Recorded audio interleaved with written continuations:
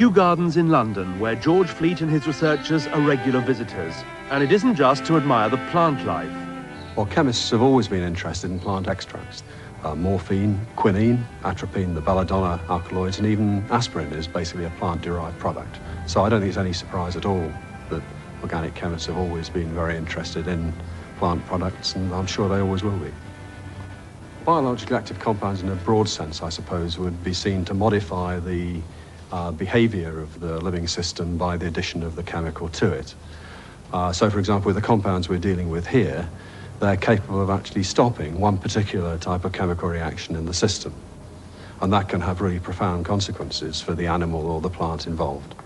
They're compounds that actually occur in the leaves of quite a number of legumes, and the things we're particularly interested in are amino acids and amino sugars.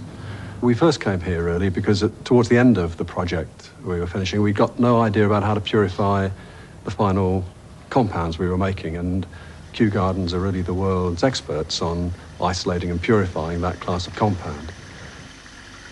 This little-known aspect of Kew's work is headed by George's collaborator, biochemist Dr. Linda Fellows. You see, one of the problems we have with these interesting plant chemicals often is that we can't get enough of the plant material to isolate sufficient of the compound to do all the testing we'd like to do.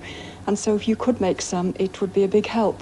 Do you think you could? Well, I don't know. They're actually quite tricky to make. I don't think it won't be trivial, but they'd be quite a reasonable set of compounds to have a crack at. I think the things that, looking back, give me the most pleasure are the really very simple projects that we got that worked. And that if I'd seen somebody else in the literature do the same work, I would have thought, well, why didn't I do that? One of the practical outcomes of George's research is put to the test. Challenging the English tomato in a Littlehampton laboratory is Dr. Graham Hobson. Whenever I discuss the taste of modern-day tomatoes with any housewife, she assails me, you see, with how much the flavour has diminished. Erroneously, but that is her impression. What we're trying to do is to bring back the flavour into English tomatoes, and we're interested in what turns a hard green tomato into something that is red and soft and delicious to eat. And we want to try and prevent it from going over the top of the hill and eventually turning into something like that. It is possible to control the ripening of fruit by injecting very, very small quantities of chemicals into a fruit. Now you see this one has had the chemical in this green side and the red side has normally ripened.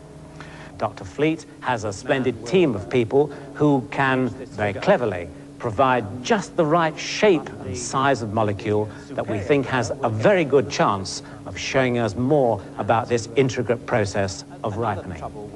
Often have is that the fruit splits, and this causes, of course, the industry a lot of loss of revenue, and they grow more quickly than the skin can really accommodate it. The reason I think that organic chemists are so interested in natural products is they give you a pointer to a certain sort of activity, and then you can from there work out how you might try to modify that to produce other effects. Off to the markets and then sold to the housewife. I think organic chemistry probably impinges more than all the other sciences on the normal standard of living that human beings have in terms of both polymers, that's things that you wear and work with and so on, and drugs and insecticides and pesticides. And those last three things are the things that organic chemistry have always been interested in. That's really the biology, the chemistry of life and the chemistry of living systems, of plants and of animals. And that's really what my group's interested in most of all. We're interested in making things which will control biological processes in one way or another. To H3, back to H4, and then through to H5, and H6 and 6 dashed. What's the yield like for that? The yield's very good. It's over 90%. When a student, say, comes to work with me, I'll propose a project to him, a particular type of target, and what he might do. And the more independent and the better they are, really the better the science is, because it then relies on a real combination of our ideas chemically rather than just my own input. So that one wants to attract really good students. And that's the key, I think, to doing good research chemistry, is to have very good junior collaborators with you. So you've got to try and make the science attractive to them, so you get them in your spider's web. Yes. You want to show some real English custard and pie. Needing no encouragement from their head of department, the chemistry set are on their way to an important and regular appointment in the scientific schedule. I was talking to a student today and he told me he's had several offers from chemical industry. I'm quite surprised about this. It seems to indicate there are a lot more jobs than there are chemists. One of the problems is that a lot of British chemists who finish their doctorate no longer stay on for postdocs, either here or abroad, simply because they're being grabbed by industry so rapidly. One problem I've had recently, which I'm sure we've all experienced at one time or another in our careers, is difficulties with referees of our papers.